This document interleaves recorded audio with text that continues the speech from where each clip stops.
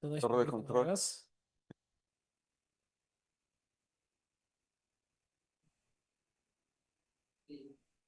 ¿Sí? ¿Comenzamos? Bien. Bueno, pues gracias a todos por estar acá. Bienvenidos a este coloquio IIMAS. Tengo el gusto de presentarles al profesor Maxime Van de Moortel.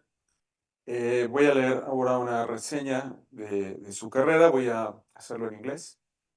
Professor Maxime Van de Moortel is a mathematician working at the intersection of general relativity, partial differential equations, and mathematical physics. He is currently an assistant professor in the Department of Mathematics at Rutgers University, a position he has held since 2022. Before joining Rutgers, he held highly competitive positions at top-tier institutions. He served as an instructor at Princeton University from 2019 to 2022, and as a research associate at Imperial College London in 2019. Excuse me. Originally from France, Professor Van de Moortel earned his PhD in mathematics at the University of Cambridge under the supervision of Jonathan Luke. During his doctoral studies, he also spent 2 years as a visiting graduate student at Stanford University, an experience that substantially contributed to his development in the analysis of hyperbolic equations on curved spacetimes and the study of singularity formation inside black holes. His research trajectory is remarkable from both its conceptual depth and its impact on the field. Professor Van de Moortel has made significant contributions to the fundamental problems in mathematical relativity, including the Stroke cosmic censorship conjecture, the interior geometry of charge or matter-coupled black holes, and the precise analysis of decay and scattering phenomena for fields on relativistic backgrounds. His scholarly output includes papers in leading journals such as Duke Mathematical Journal, Annals of PDEs, Archive for Rational Mechanics and Analysis, and Communications in Mathematical Physics, along with several influential preprints. Among his recent results are advances on the coexistence of null and space-like singularities inside black holes, the dynamics of massive fields on stationary spherical symmetric spacetimes, and new analytical methods for wave equations with scale-critical potentials. Professor Van de Moortel has received notable distinctions, including National Science Foundation grant and the prestigious Smith Knight and Relic Knight Prize from the University of Cambridge. He was also awarded a research fellowship from the Royal Commission for the Exhibition of 1851, which he declined in favor of other academic opportunities. Beyond his research, he is actively engaged in mentoring the next generation of scholars.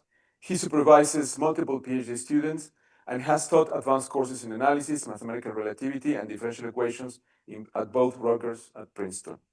He also plays a significant role in the organization of scientific events.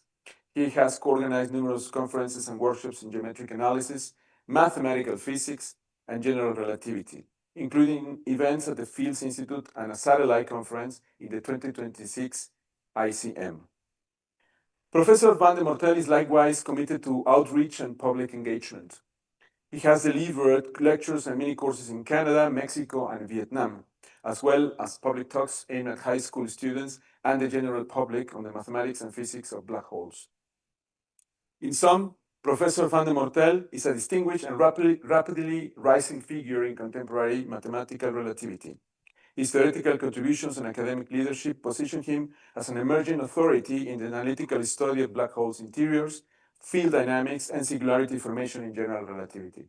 Please welcome Professor Van de Moortel. Thank you very much. Thank you so much, Ramon.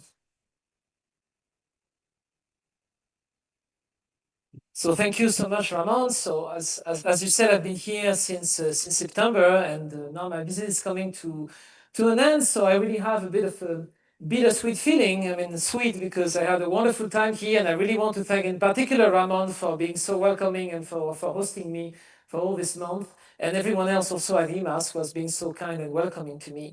And so that's the sweet part, and the bitter part is because I'm sad to leave, but I'm sure there will be other opportunities to come back and to visit. So today, contrary to yesterday, I want to switch gears a little bit and talk about the interior of black holes. So I know that this is a broad audience talk, so I thought it would be nice to give a little bit of history, and history is actually a little ironical as far as black holes are concerned. So the story of black holes actually started very early on with John Mitchell, a Cambridge man, and my compatriot Pierre-Simon Laplace back in the 1700s with the story of dark stars. So they imagined that if you have a star that is sufficiently massive, the escape velocity, which can be computed with the classical Newtonian laws, could exceed the speed of light. And so they say, well, if that happens, then you will have a star that looks black from the outside as well. I mean, the light cannot escape. The only issue is that, well, this was still Newtonian mechanics. And in Newtonian mechanics, you cannot really explain how this works, because the only objects that are influenced by gravity are massive objects.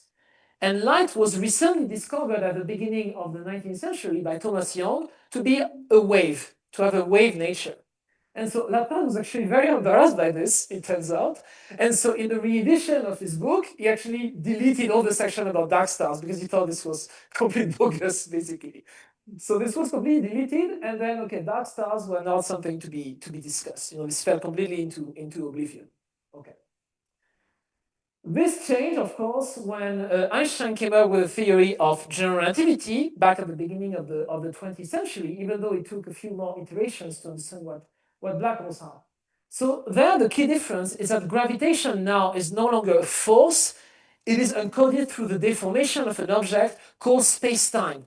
And the key thing is that now the curvature of space-time influences, in fact, all of the matter, not only massive matter, but also massless matter, such as light. So light will follow the curvature of the space-time. And that is really the key revolutionary idea, and that what would later pave the way to understand that you can have objects where light is, in a sense, sheltered and cannot go to reach outside observers.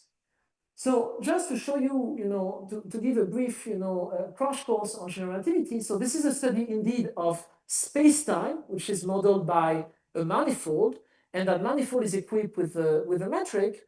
And the only twist on this metric is that it's not a positive definite metric like we are used to in standard Riemannian geometry. It is a Lorentzian metric, which means that there is a negative eigenvalue that corresponds to time. And you can see this with one of the simplest examples of a metric, which is the Minkowski metric, the flat space-time. So it's the matrix -1, 1, 1, 1. You can think of it like this. So that is the space-time that you consider when you do special relativity, the one that is completely flat. But general relativity is about curved space-time. And the question is, how does a space-time curve?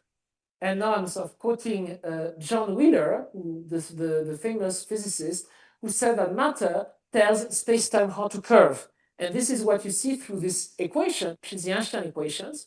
So here you have the curvature of the metric, and it's a very specific form of curvature. I'm reminding the definition for you if you're not familiar. And on the right-hand side, you have the stress energy tensor of matter in presence, and that depends on the matter that you have, right? You can have electromagnetism, you can have fluids, you can have whatever you want, and this would be zero in vacuum. But let me emphasize that even in vacuum, these equations still have very rich dynamics because they are highly nonlinear. So that is general relativity in a nutshell. And to truly understand what black holes are, actually, we have to jump in time back to the late 60s, early 70s. And so let me mention this definition, which is from this book of Stephen Hawking and Ellis, which is the first true mathematical definition of a black hole. It really took 50 years for scientists to understand even the concept. There was a lot of skepticism at the beginning, and I will explain maybe a bit later why. So if you take a space-time, what we call the black hole is a subset of the space-time. So it's a sub-region of space-time. And this is defined as a set of points at which you cannot send light rays to infinity. So here you see I have this laser pointer in my hand. It's very convenient. Imagine that this wall is at infinity, right? I can send this laser pulse, right? I mean, to infinity. I mean, it would take infinite time to reach the wall, right? But I can always do that, right? In principle. Well, in a black hole, this is a region from which you cannot do that precisely. You can't send rays of light to infinity. And that is why, from our perspective, from the outside, if you see this figure, the black hole will look like a black sphere, maybe a slightly deformed sphere, because the light rays cannot escape, they cannot be sent to infinity. So now there's a dichotomy. There's the exterior region of the black hole. That's where we are right now, hopefully. If we are not in a black hole, okay, well, we wouldn't know, but okay. So that's where we are right now. And then there's what happens inside the black hole. And from the physics viewpoint, there's something quite peculiar about the inside of the black hole, is that, well, from our perspective, we cannot just send a probe, to see what's inside and just report on it, right? By very principle, we cannot send any information from inside the black hole to the outside, right? And so that is where really mathematics and computer science as well, there might be some computer scientists in the room, both mathematics, pure mathematics on the one side, proving theorem, and simulating black holes in the computer on the other side. This is where you really see the value of these techniques, because you cannot really do experiments from our viewpoint. I mean, you could, but then you would have to fall into a black hole and you would never be heard of again. So let's not do that. So, of course, not every space-time has a black hole region. So this black hole region, the way I define it, can very well be empty. For example, if the space is flat, there's no black hole region, right? So the first question you may ask as a mathematician is, are there even examples of spacetimes where the black hole region is non-empty? And for this, let me come back in time to 1916, which is just 1 year after Einstein formulated his equations. Karl Schwarzschild, who was a mathematician, and at the time he was actually on the front line for World War I, and in fact he could not even present his paper, publish his paper actually, because unfortunately he died on the front line before he could do so. So Einstein had to take the paper and present it to the Prussian Academy of Science on behalf of Karl Schwarzschild. A very sad story. And so Karl Schwarzschild came up with this space-time, which you can see, it describes the exterior of a star of mass n. N is a positive constant. And you see, it has this term 1 as 2m over r. So if it wasn't for this 2m over r, this would be exactly the Minkowski metric, except written in spherical coordinates. So this is just a metric on the sphere, and dr square, r square, the metric on the sphere, this is just the Euclidean metric, in fact. So just because of that term, that this is not exactly flat, right? And as you can see also, there is something funny going on when r is equal to 2m. Because when r is equal to 2m, this coefficient is 0. And so if you take the inverse, that becomes infinity. And believe it or not, this was the source of awful confusions for basically 50 years. So that is why you have 50 years of difference between Hawking and Schwarzschild. People did not realize that at I equals 2m, this is not really a singularity. So people like Einstein, like David Hilbert, were very confused by this. So you think there might be a singularity, but you have to remember that we are working in a geometric context. So it's not because the coordinates have a singularity that the singularity is geometric. Think, for example, the spherical coordinates at the North Pole. They break down, right? Something we learn, even in calculus, right? That doesn't mean that the North Pole of the sphere is singular, right? It just means the coordinates break down. Here, it's exactly the same phenomenon, and it took really, essentially 20, 30 years for people to really fully understand the consequences of this. So you just need to change coordinates, and the change of coordinates is very simple. Let me not write it, but it's extremely simple. And when you change those coordinates, you realize that you can extend the metric in two regions. The region where I is greater than 2m, which is not a singularity. There's no singularity at all at I equals 2m. And the region where I is between 0 and 2m. The only thing that you discovered is that you have two different regions. The region where I is greater than 2m, which is the exterior of the black hole, and the region where R is between 0 and 2m, which is the black hole interior, from which you cannot send rays of light to infinity. And so it's very customary to represent this in a compactified diagram called the Penrose diagram, like this. And so here you see the two regions. In white, you have the black hole exterior region, where the observers can continue through their journey for infinite time. And in gray, you have the event horizon. And at the event horizon, there's no singularity, remember, the metric is perfectly smooth. And then they would enter the black hole. Okay. So that was already a major confusion in the beginning. But now you may ask for something else. If you've been observant, you see that at I equals 0, this is still singular, right? So you can ask, is it the same thing? Is it just, you got the wrong coordinates, you can sort of change something. Is it a full singularity? Well, for this one, the answer is different. This one is an actual singularity, and you can prove that some coordinate-independent objects, such as curvature, are infinite. And so, in fact, if you calculate, you can calculate the deformations of observers, and you would see that in finite time, when you fall into the Churchill black hole, you would be spaghettified. And I'm not inventing that terminology. This is in the book of the great John Wheeler, Missner, Wheeler, and Thorne, so I didn't make this up, So that means that you get infinitely stretched on some orthoradial direction and compressed in the other. You become a spaghetti, okay? So this is really a genuine geometric singularity. Right. I equals 0 corresponds to the singularity inside the black hole. This is a genuine singularity.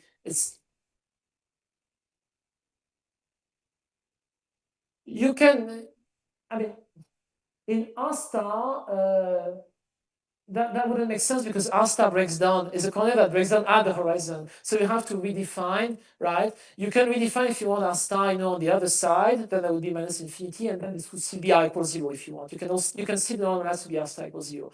The R star thing is only for the event horizon, not really for the. Right. Okay. So that's the story for Schwarzschild, and you can see that this already foreshadows the fact that inside a black hole you might expect a singularity, right? That's sort of that's what happens. Observers fall into a black hole and they crash into a singularity, right?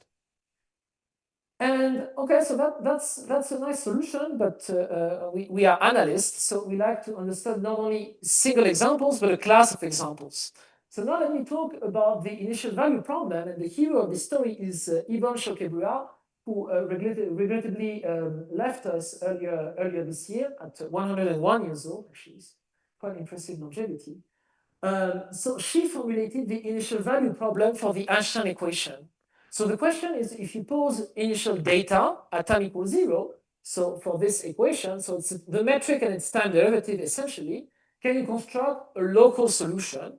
And she proved that yes, you have a local solution, and she proved even something a bit better, more satisfactory intellectually. So this is a part of her paper in Acta Mathematica in 1952 already, is that you have to construct the solution, but also the manifold at the same time. You construct both the geometry and the metric, and she constructs what's called the maximal domain of predictability.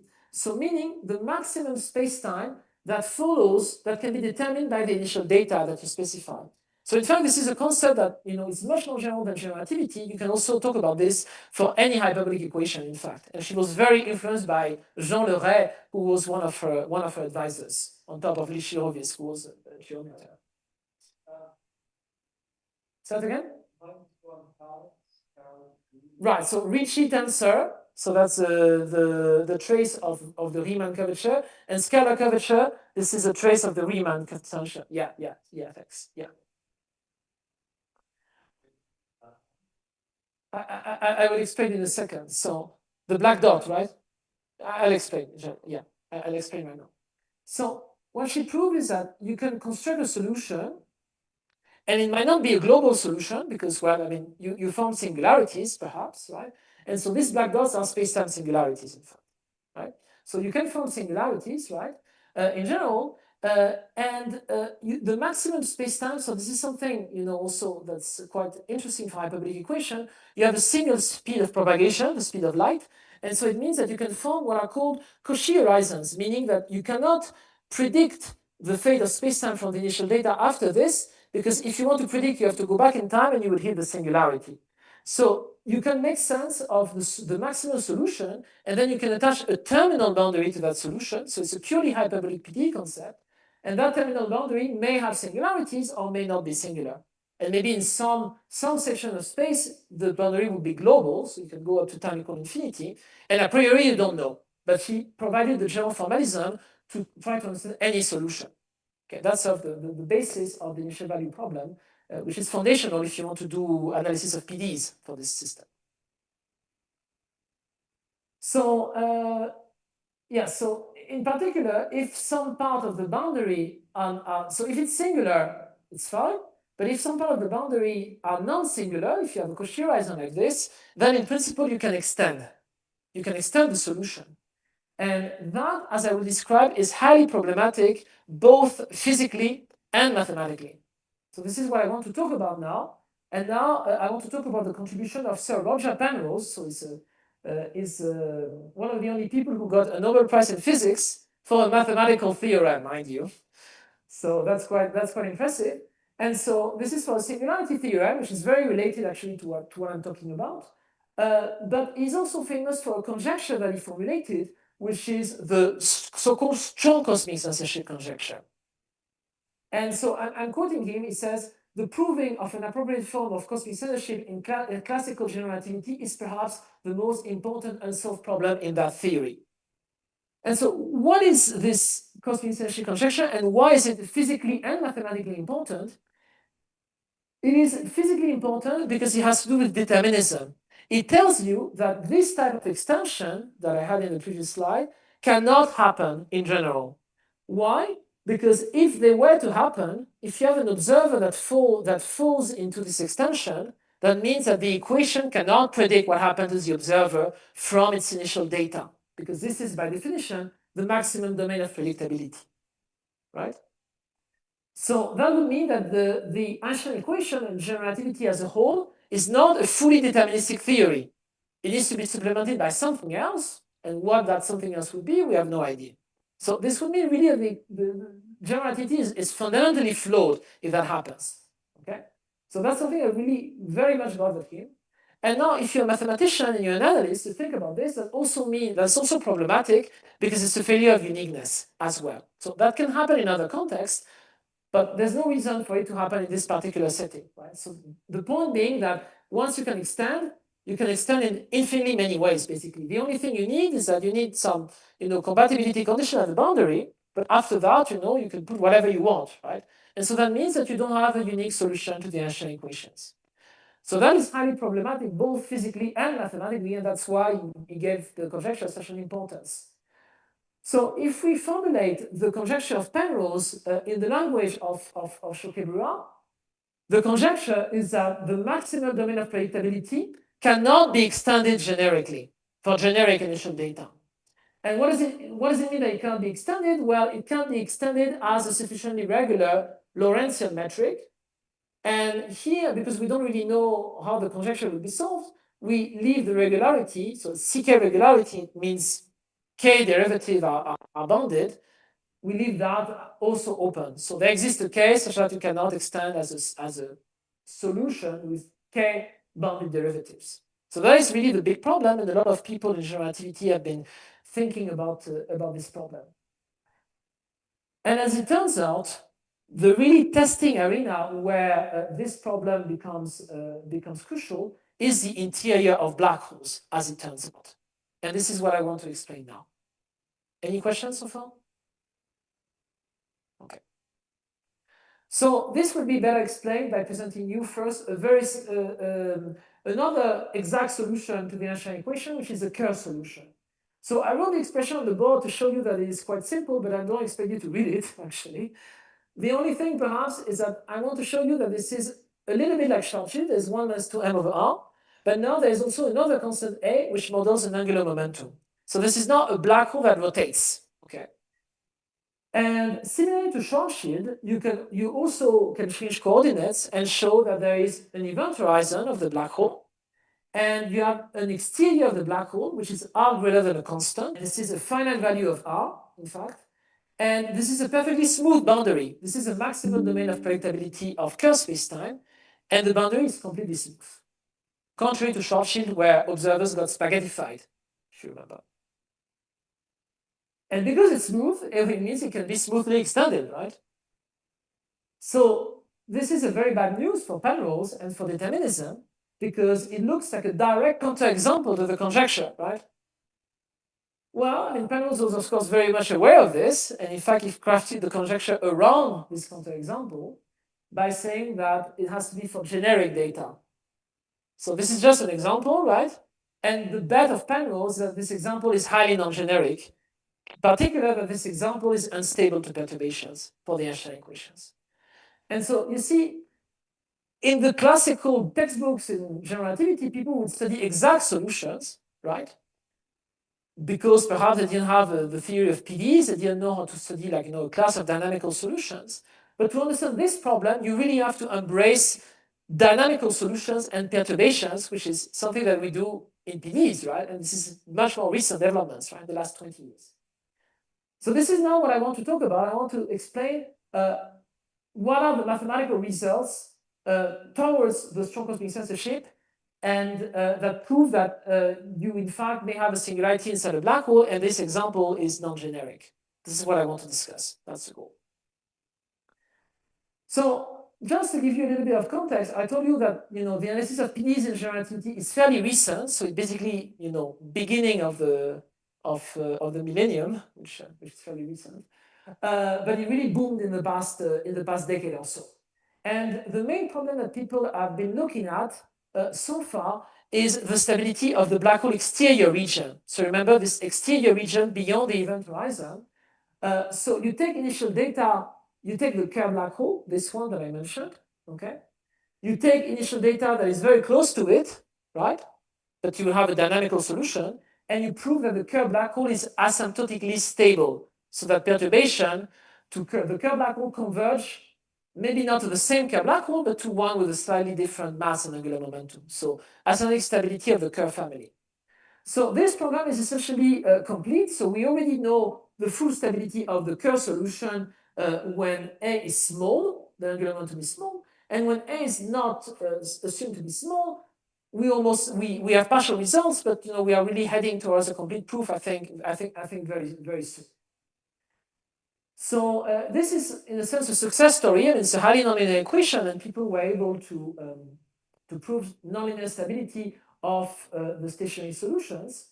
And this is really building up on technical progress on the analysis of quasi-linear wave equations. Not only semi-linear, but quasi-linear wave equation, because that's what the Einstein equation is.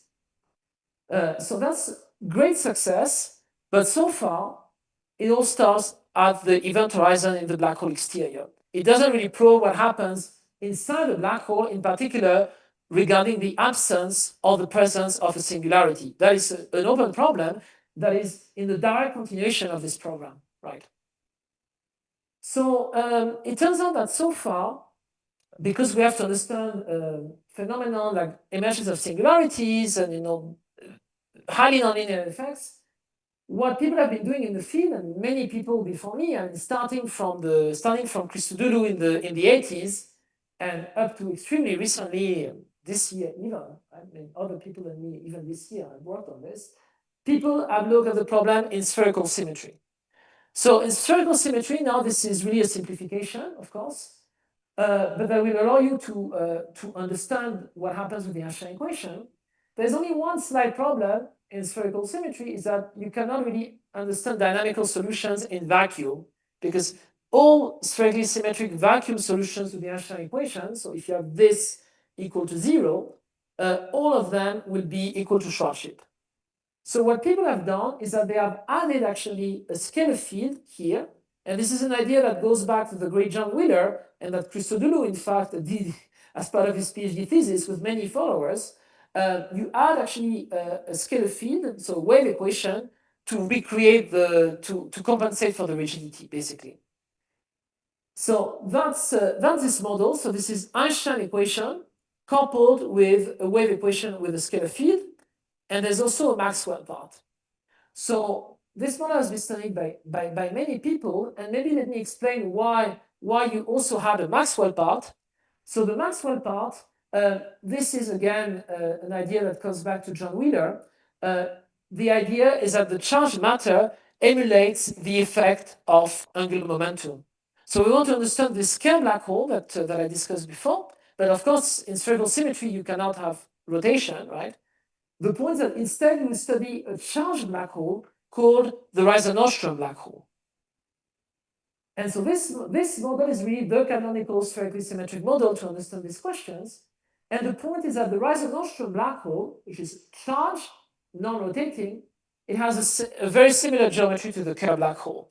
So there is also a Cauchy horizon, which is perfectly smooth. You just have to replace basically the angular momentum by the charge, and this Cauchy horizon is smoothly extendable. So for now, what we have been doing is that we have been looking at this simplified model in spherical symmetry to try to understand what happens in the interior of black holes. And that's what I will be talking about for now, for the rest of the talk. So the first thing is, why did Penrose even conjecture that this issue with the Cauchy horizon was non-generic? Right? That's the first question. So he had a very heuristic argument, which I now want to explain. So the argument is called blue shift stability. So the argument goes as follows. So you have two observers, Alice and Bob. So Alice falls into the black hole, while Bob remains outside of the black hole. Okay. So imagine that Bob sends a signal to Alice every second. Okay. So the difference between Alice and Bob is that Bob will live forever, right? So the proper time of Bob is infinity, right? Whereas Alice will hit the Cauchy horizon in finite time for her, right? And you see that, light rays are propagated at 45 degrees. So, these are the light rays, right? Sent by Bob. For Bob, it's every second. But remember, this is general relativity. Time is relative. Everyone has a different clock, right? And so for the clock of Alice, these messages sent by Bob every second will become very, very frequent. It will be, when she comes close to the Cauchy horizon, it will be every half second, and then every 0.1 second, and then every 0.001 second, etc., etc. In other words, the frequency of the messages will tend to infinity. And that is why it's called a blue shift. Blue means high frequency, right? Blue shift instability of the Cauchy horizon. So this is, of course, a very hand-wavy argument, but that explains why Penrose, who was, of course, very physically oriented, conjectured that you have instability of the Cauchy horizon. And if you have instability of the Cauchy horizon, the question is, then if it's unstable, then what do you have, right? What does a black hole look like? So this is what I want to discuss this problem for the case of Reiser-Nordström.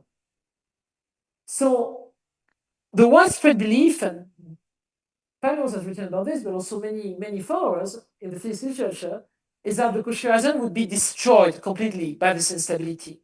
So if the Cauchy horizon is destroyed, people believe that you would have instead a Schwarzschild-like singularity. In other words, observers would be spaghettified. That's what people conjectured. And so for this model, I proved back in 2018 that this is not the case, in fact. So if you perturb the Reiser-Nordström black hole, then the dynamical solution actually still admits a Cauchy horizon. So that goes really against the popular belief back in the 60s that the Cauchy horizons are destroyed. And this is also an obstruction to determinism, because Penrose or followers would have said, Cauchy horizons should not exist, right? We wish Cauchy horizons away, but Cauchy horizons are a bit persistent, and so they are still there, unfortunately. And in fact, you can prove that you can indeed extend the solution, but just continuously. So the first thing is that the terminal boundary that I mentioned, it is not Schwarzschild-like, contrary to previous expectation. And it means also that if you remember the strong cosmic censorship conjecture, if you take k equals 1 in this conjecture, C0 in extendability, that's not true. That's false. But is that the end of strong cosmic censorship? Maybe not so fast. Let's not bury strong cosmic censorship just yet, right? Because that's just for k equals 0, right? And after all, the natural class for strong cosmic censorship is the class at which the Einstein equations are formulated, which is that of curvature, and curvature you need two derivatives, right? So C2 will be the natural thing, right? And that doesn't really say anything for the C2 case. And well, for that you have to understand what is the effect of blue shift, right? So you know that you have nonlinear stability, but the nonlinear stability is only in a norm that is like L infinity or C0, so it's only in amplitude. What about the higher order norms? And so for the higher order norms, actually I later proved that the Cauchy horizon, yes, is C0 stable, but if you start taking derivatives, those blow up. And this is consistent with the blue shift instability of panels. So in particular, you can prove that the curvature of the metric is infinite at the Cauchy horizon. And from that, you can prove indeed, as Penrose speculated, even though he didn't really discuss the CK spaces in detail, but you can prove that the metric is indeed inextendable across the Cauchy horizon as a C2 Lorentzian metric. So you cannot extend the Einstein equation, and so that really respects the spirit of strong continuity censorship, just not at the C0 level, at the C2 level instead.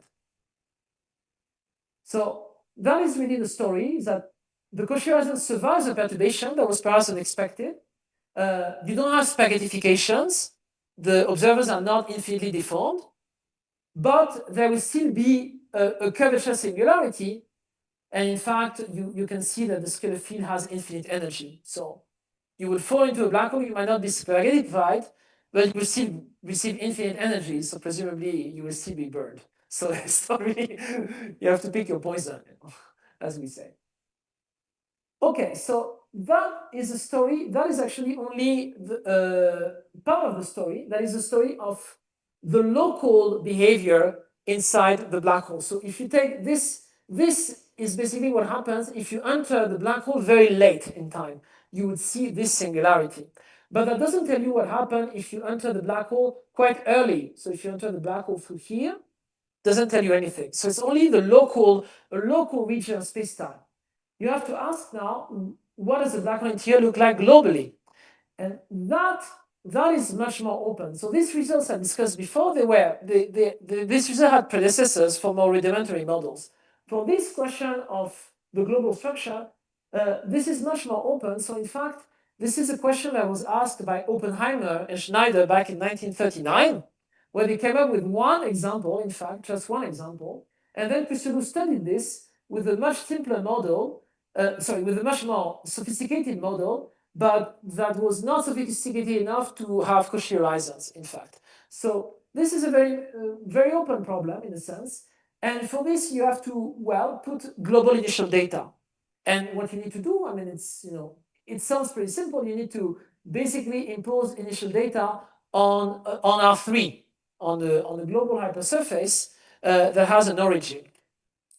And this is not what people have been doing. People have been doing things not on R3, but in fact on black holes that have two sides, because black holes that have two sides are actually easier to deal with. So this is really a new regime. Yes? The sigma is the initial hypersurface. Initial hypersurface. Right. Sigma is this, right? Is t equals 0 if you want. Just that. And h is the event horizon. Yes. Sigma is just the initial t equals 0 if you like. Okay. So this is a problem that has been, in some sense in the folklore literature, but I like to, the first mathematician who formulated this, and that was already almost 10 years ago, is Michalis Dafermos from Princeton. So I like to call this the Dafermos problem.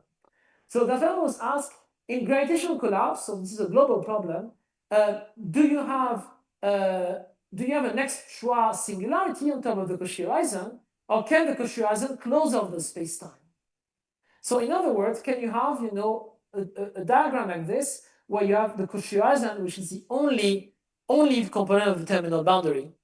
So now I want you to appreciate the irony of this question. Because for basically 40, 50 years, people thought that it's all space-like. It's all like Schwarzschild, okay? It's all like a singularity that spaghettifies the observers. But then the plot twist is that actually, no, you have a Cauchy horizon, in fact, those survive. And now you ask, can it be the case that it's all Cauchy horizons? There is no part of the singularity that looks like Schwarzschild. That is a question asked by Dafermos. And there's no reason why not, right? I mean, you should very much embrace that. This could be a possibility. It's actually null, meaning it's between space-like and time-like. So null meaning meaning it goes at the speed of light. So it's light-like if you want, right? It's a horizon. That's why it's called horizon. Every horizon, it's something light-like or null if you like, right? Null singularity. And so for this strictly symmetric model, I solved the Duff-Amos problem and proved that this cannot happen. But this cannot happen for a very specific reason. So it's a new mechanism that I identified that I call the breakdown of weak singularities. So it cannot happen exactly because of the singularity, in fact. And later, after my theorem, there are people who actually constructed examples of this where you don't have a singularity. So it's really a consequence of having a singularity. And so if you have a singularity, the point is that you see in finite time, the Cauchy horizon will have to break down. So the breakdown point is here. I'm pointing with my laser here, right? And will give rise to a new type of singularity. But it's a purely dynamical phenomenon, in fact. So it's not something you can see with stationary solutions. And so this shows that you have two different types of singularities inside a black hole. You cannot have only one. You cannot have this, right? You have two different types of singularities, but it's actually proved by contradiction. And so it doesn't tell you what the other singularity is so far. Okay? So conjecturally, this singularity is like Schwarzschild. So meaning that it's a singularity which is where the metric is C0 inextendable, where it blows up pointwise, and the observer gets destroyed. Right? That's the conjecture, but that is not proven by that theorem. Okay? Now, more recently, I have continued working on this problem, and I've actually proven, so done a more constructive approach, and proven that actually this extra singularity is indeed like that. So now you have two different singularities. You have the Cauchy horizon, which is a weak singularity, and you have this S here, which is a strong singularity. And so I analyze in particular, here you have a transition at the point where the Cauchy horizon breaks down, and I analyze this transition. And it was the first instance that, first analysis of this weak strong singularity transition in general relativity, because there's no exact solution for which this happens actually. And so I don't want to bother you with the detail, but you can give a quantitative description in what is called a Kastner model with variable parameters. If you've never heard of these words before, you can forget that sentence. But I just want to emphasize that contrary to this that was approved by contradiction, this is much more quantitative. Okay? And the slight plot twist actually is that this singularity is indeed strong, like Schwarzschild. So that's where the S comes from. It comes from strong. Let me check the time also. Okay. It comes from strong, and observers will indeed be destroyed, but in a slightly different way from Schwarzschild. So remember that for Schwarzschild, observers are stretched or spaghettified, right? This time it will be instead an infinite tidal compression, in fact. So they will still be destroyed, but compressed to a point instead. So still tidally destructive, but in a slightly different fashion from Schwarzschild. So that's a new result I put on the archive maybe some 6 months ago. And so to wrap up, this is now the full picture of gravitational collapse in spherical symmetry for this model. So almost 100 years ago, Oppenheimer and Schneider have come up with a model that do not have Cauchy horizons. And so this model is in a sense more realistic because it has Cauchy horizons, even though it's not quite the full thing. The full thing would be something outside of spherical symmetry. It has the following features. So it has two different types of singularities, one which is weak, which is this Cauchy horizon that I mentioned before, and one which is strong, this S, where you have infinite tidal compressions. And for this Cauchy horizon, so the very emergence of the strong singularity is caused by the weaker singularity, in fact. That's really the breakdown part. That's a new phenomenon. So this Cauchy horizon is C0 stable, and you can extend the metric continuously across, which is bad news for determinism and for strong cosmic censorship. But the curvature is infinite, so you cannot extend as a C2 regular solution, and that is due to the blue shift. So that's why the singularity is only weak. But this weakness, this weak singularity is still enough to create a breakdown. And that breakdown gives rise to this other singularity which is strong and where observers get infinitely compressed. Contrary to the Cauchy horizon, where they don't get compressed in any infinite way. So the upshot is that in the end, we have examples where the whole terminal boundary is singular, and so indeed, this confirms the spirit of strong cosmic censorship. This is completely consistent with the intuition of patterns. So now, for the future, so let me talk about the fact of removing the spherical symmetry, and because here we are in Mexico, and I want to pay tribute, I put some problem with some chilis to quantify the difficulty. So outside spherical symmetry, significantly fewer things are known. So the only thing we know is a local analysis of what I mentioned before. We know even only part of the local analysis. We only know the stability part, in fact. So we know that there is a Cauchy horizon, and it's continuously extendable. Now, what I want to emphasize is that this spherically symmetric picture that I presented to you, this is conjecturally stable also outside spherical symmetry. That's the important part. That's also why we are doing all of this. And so the first step would be to show that indeed there is a singularity on the Cauchy horizon. And this problem I put two chilis because I think a lot of the techniques are already there. And so I have good hope to see that at least in finite time, right? So that the first problem. The second problem is to show the stability of this mixed singularity, right, out to non-spherical perturbation. There's been some work on this type of Kastner model that I mentioned before. Unfortunately, it doesn't really apply here because you need to consider the transition between a weak and strong singularity. But nonetheless, this is people have thought about this type of problems. And then, okay, the most difficult thing, which would be maybe something much more longer term, would be to show that indeed all the time for generic solutions, this is a picture, right? You have weak singularities, and those create the formation of a strong singularity, and the whole terminal boundary is like this for generic solutions. So that is a conjecture that is much more involved than the other problems, but this is something to think. This is sort of a distant problem to think about for the future. Now, I want to conclude by emphasizing that these conjectures are in fact for a model with an equation where you couple the Einstein equation with some matter with a scalar field, because funnily enough, in vacuum, you would think vacuum, you don't have any matter, that should be simpler, right? In fact, in vacuum, the dynamics are conjectured to be significantly more complicated, and it's so complicated I don't even want to make a conjecture. And the reason is that this type of strong singularities in vacuum, there are some very famous heuristics in physics from the 70s that conjecture completely chaotic dynamics.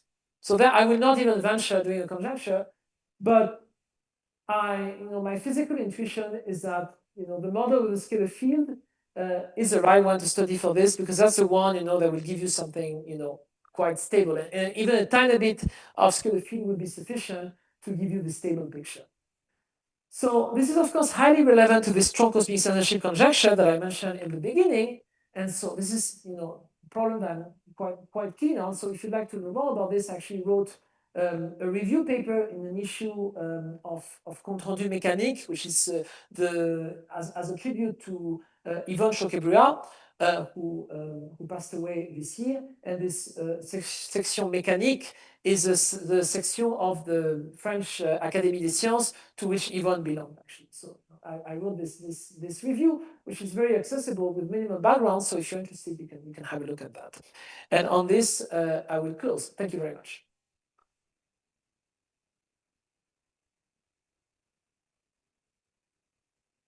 Thank you very much for your excellent talk.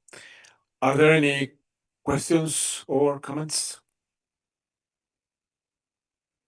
Yes. Hi. Very nice talking.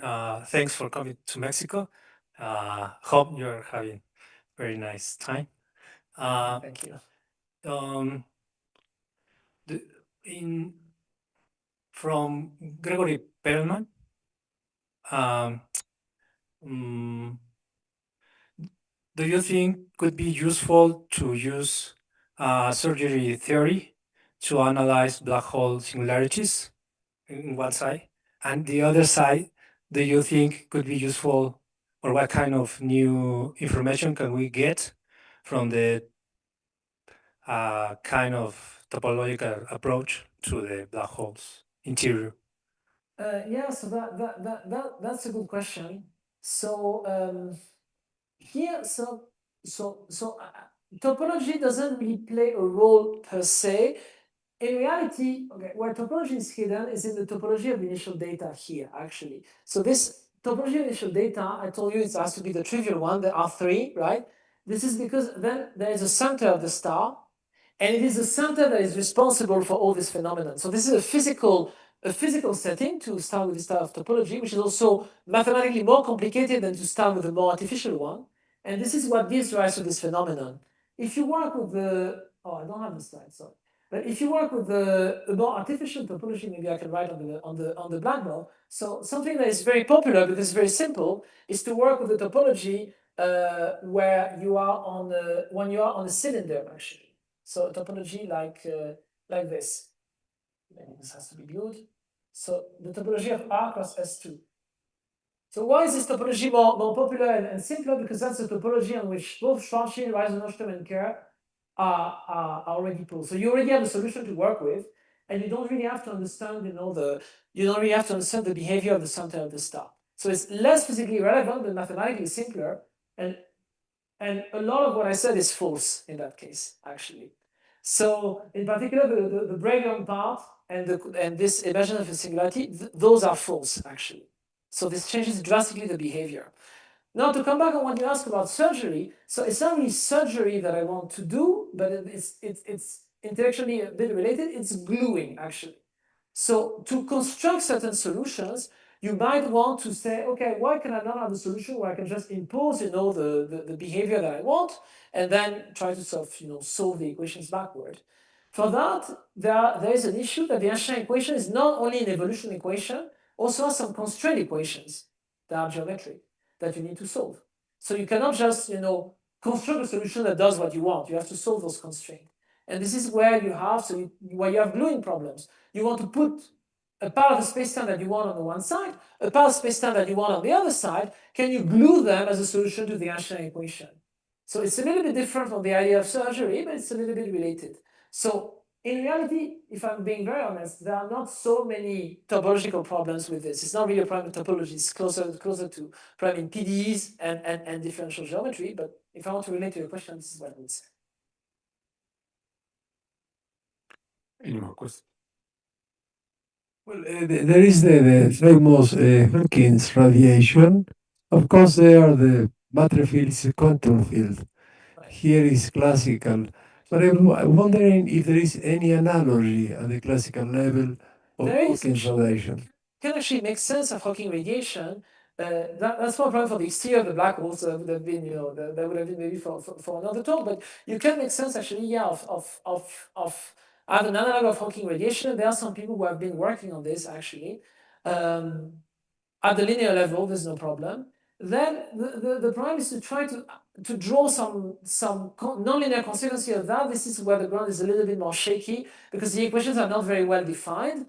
And so to try to understand, it would be a dream, of course, to try to understand the effect of Hawking radiation, Hawking evaporation inside the black hole. How does that influence the singularity? And there's been some very interesting work in the physics. It's not rigorous. I think it's very promising. So people in the school of Amos Ori, if you know that name, so he's a physicist, who's done very interesting work on this. But for now, mathematically, the equations are not really well posed. So we don't really know sort of what is the correct model to even ask the question. So there are some heuristics, of course, and it's very interesting, I agree, but on the nonlinear level, it's a little problematic. On the linear level, maybe you can have some toy models, you can do some things. But if you want to understand exactly the singularity, at some point you have to you have to consider nonlinearity. It's a highly nonlinear phenomenon. What is the classical analogy then of With the Hooker? wave equation. It would be the wave equation. It's a scattering problem for the wave equation. How does it appear classically, Hawking's radiation? In the quantum case, you know, there's an analog. I can send you a paper if you want. There's an analog where there's a certain integral that you can compute, and that's the analog. This computation can also be done. Of course, there's a quantum interpretation, but there's also classical computation that you can do. Does it appear as some energy that goes out of the black hole, or how does it appear at the classical level? Some energy goes out of the black hole. Some energy at infinity, in fact. Thank you. Any more questions? There's one more. Okay. Can you get new information from algebraic geometry analysis in this? Not really. No? I don't think so.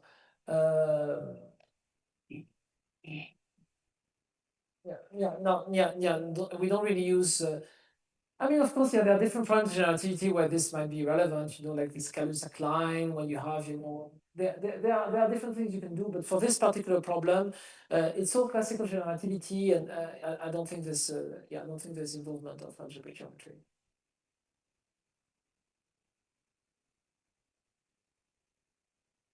Questions? Well, if there aren't any more questions, let's thank Professor Van de Moortel once again. Thank you very much, all right.